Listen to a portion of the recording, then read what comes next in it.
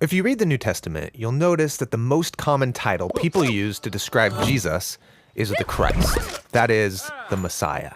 But surprisingly, Jesus almost never used that word to describe himself. Instead, he called himself the Son of Man. The Son of Man. What does that mean?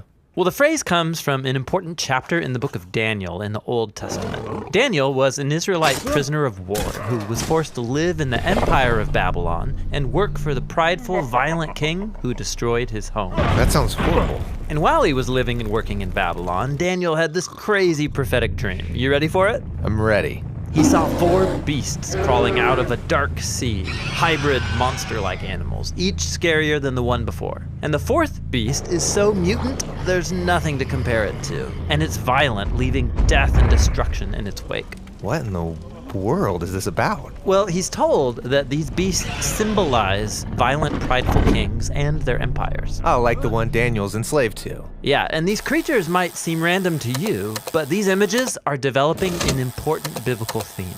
How humans are these remarkable creatures, capable of doing great good and horrible evil. How we can behave like animals.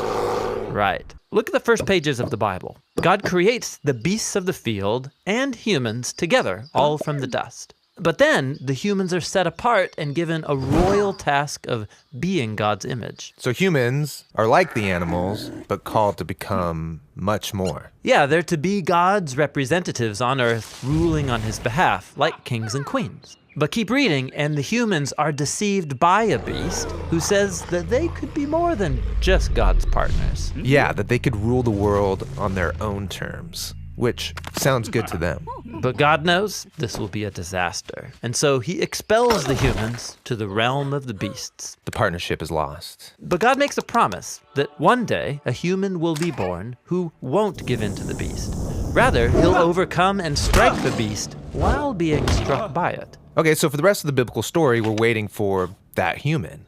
But instead, in story after story, we find people acting like beasts. Yeah, like in the next story about Cain, who's jealous and angry at his brother Abel. God warns Cain that he's facing a beastly urge called sin, a dark, mysterious kind of evil that consumes humans. But God says that Cain can rule the beast if he chooses. But he doesn't rule the beast. He lets this urge devour him, and he becomes a beast.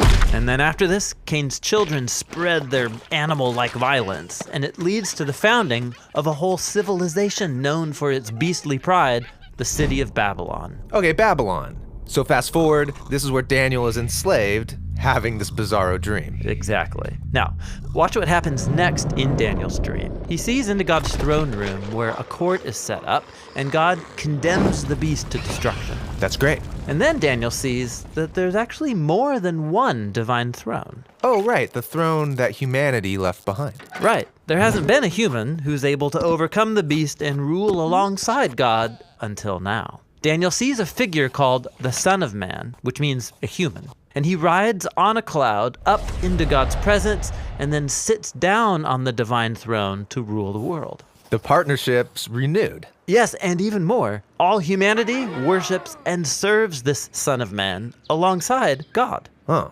worship? So this is no ordinary human. This is like a God human. Exactly. And so now you can see why Jesus of Nazareth, when he came onto the scene centuries later, chose this title, the Son of Man, for himself. He was claiming to be that truly human one on a mission to confront the beast. He was tempted to seize power on the beast's terms. But unlike every human before him, Jesus resisted the urge. And then he went about banishing the beast from people's lives, and he was teaching people how to rule the beast instead of being ruled by it. Okay, so how do you rule the beast? Well, Jesus did it by giving up his life. Wait, rule the beast by dying?